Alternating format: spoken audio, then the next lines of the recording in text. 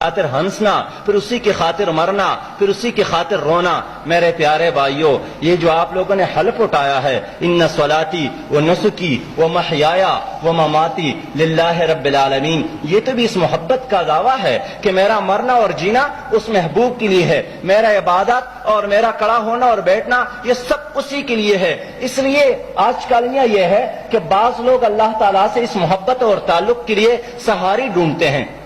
اور آپ دیکھتے ہیں کہ کوئی پیر کا سہارا لیتا ہے، کوئی ولی کا سہارا لیتا ہے، کوئی کسی زیارت کا سہارا لیتا ہے، کوئی مردوں اور زندوں کا سہارا لیتا ہے، لیکن وہ کہتے کہ نہیں فإنی قریب، جب میرے بارے میں کوئی پوچھے تو انہیں بتائے کہ میں تو بہت قریب ہوں، میں تو آپ کے شہرک سے بھی زیادہ قریب ہوں، اس لیے میرے لیے سہاروں کی ضرورت نہیں ہے۔ وہ کہتے ہیں کہ ابو طالب بیمار ہوئے تھے تو اس نے اپنے نبی مہربان صلی اللہ علیہ وسلم سے کہا کہ میرے بھتیجے ذرا دعا تو کیجئے، یہ اللہ جو ہے آپ ہی کی بات تو مانتا ہے، میرا تو سنتا نہیں ہے، میرے لیے دعا کر لے۔ اس نے کہا کہ نہیں چچا، بات تو آپ کی بھی مانتا ہے، بشرطے کہ آپ بھی اس کی بات مان لے، اس لیے اللہ تعالیٰ اور آپ کے درمیان کوئی پردے نہیں ہے۔ میرا عزیز دوستو، یہ محبت کی بنیاد بھی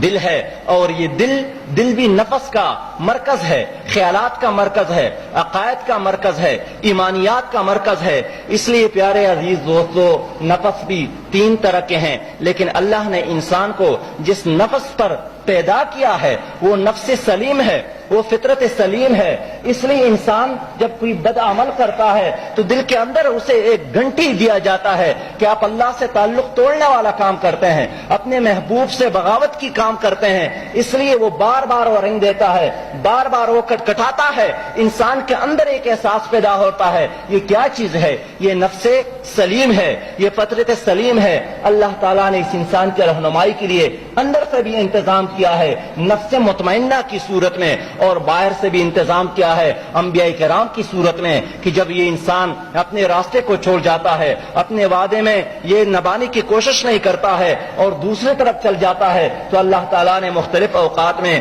انبیاء کرام بھیجے ہیں، اور انہوں نے پھر ان کو دوبارہ وہ بھولا ہوا سبق یاد دلایا ہے کہ نہیں، آپ نے جو وعدہ کیا تھا وہ وعدہ کیا تھا، وہ اس کو نبھائے۔ میرے پیارے بھائی، ہم تعلق کی بات کرتے ہیں، لیکن میں صحیح بات کروں کہ اللہ تعالیٰ سے محبت کے لیے، اللہ تعالیٰ سے تعلق کے لیے علم کی ضرورت نہیں ہے۔ بعض لوگ سوچتے ہیں کہ جو جتنا بڑا عالم ہوگا اور جتنا زیادہ پڑھے گا اتنا ہی اس کا محبت اور اتنا ہی اللہ تعالیٰ سے اس کا تعلق زیادہ ہوگا۔ بعض لوگ کہتے ہیں کہ نہیں، دولت کی بنیاد پر اللہ تعالیٰ سے تعلق کے لیے خوبصورت شکل کی بھی ضرورت نہیں ہے، اللہ تعالیٰ سے تعلق کے لیے کسی بڑی قوم اور قبیلے کی ضرورت نہیں ہے۔ یہ کوئی دنیا کا بادشاہ توڑا ہے کہ جہاں جاتا ہے عوام پر حکمرانی قائم کرنے کے لیے دیہاتوں کی چودھریوں سے تعلق رکھتا ہے، شہر کے سرمایہ داروں اور بابوں سے تعلق رکھتا ہے، سیاسی پنڈتوں سے تعلق رکھتا ہے؟ نہیں، اللہ تعالیٰ کی طرح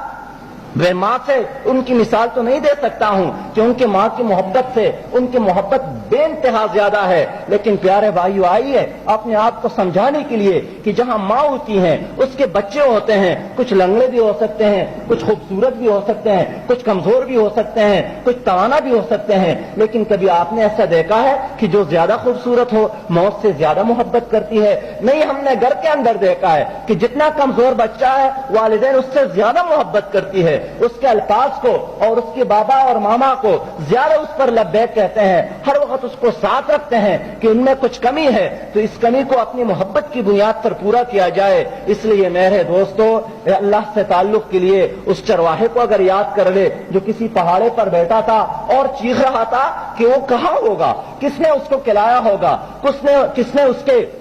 کپڑے دھوئے ہوں گے اور کس نے اس کی خدمت کی ہوگی؟ موسیٰ علیہ السلام آیا اور کہا کہ آپ کیا بات کرتے ہیں، وہ تو بے نیاز ہے، اللہ سمجھ، وہ کسی کے محتاج تو نہیں ہے کہ آپ اس کی خدمت کی بات کرتے ہیں، وہ ضروریات تو نہیں رکھتے ہیں کہ آپ اس کے کپڑوں اور کھانے کی بات کرتے ہیں۔ لیکن اللہ نے فرمایا کہ نہیں، وہ جو بات کرتے تھے وہ محبت کی بات کرتے تھے اور آپ نے کیوں اس کو خاموش کیا؟ میرے دوستو، اس لیے اللہ سے محبت اور تعلق کے لیے عمل بھی بعد کی چیز ہے، پہلا چیز تو نیت ہے، پہلا چیز تو تڑپ ہے، پہلا چیز تو جدوجہد ہے، پہلا چیز تو جستجو ہے۔ اگر یہ کسی کے اندر ہو جائے تو اللہ تعالیٰ کا تعلق اسے نصیب ہوتا ہے۔ ہم نے دیکھا، تاریخ میں پڑھا کہ بہت سارے ایسے لوگ جو نبی مہربان کے مجلس میں بیٹھتے تھے، اس کے ساتھ نماز بھی پڑھتے تھے، اس کے ساتھ گلی میں رہتے تھے، لیکن اللہ نے اس کو ہمیشہ ہمیشہ کے لیے اپنی محبت سے دور رکھا۔ نبی مہربان صلی اللہ علیہ وسلم کے صحبت کے باوجود اس کے لیے جہنم قرار پائی۔ لیکن بہت سارے لوگ ایسے تھے جنہوں نے ایک نظر اس نبی کو دیکھا اور پھر جا کر جہاد میں شریک ہو گئے اور شہید ہو گئے۔ اللہ تعالیٰ کے رسول نے کہا کہ فقط پاک بامراد ہو گیا۔ اس لیے ہر چیز کے لیے اور خاص کر اللہ تعالیٰ تعلق کے لیے ارادہ ایک ضروری چیز ہے، بشرطے کہ اللہ تعالیٰ کے ساتھ اس تعلق کو نبھایا جائے، ان وعدوں کو نبھایا جائے جو ہم نے کی ہے، ہمارے روح نے کی ہے۔ پھر ہم نے الفاظ میں ان صلاتی و نسکی و محیایا و مماتی للہ رب العالمین کی صورت میں کی ہے۔ میرے پیارے بھائیوں، اس لیے اس تعلق کو نبھانے کے لیے ایک بڑے نقطہ تو یہ ہے کہ اپنے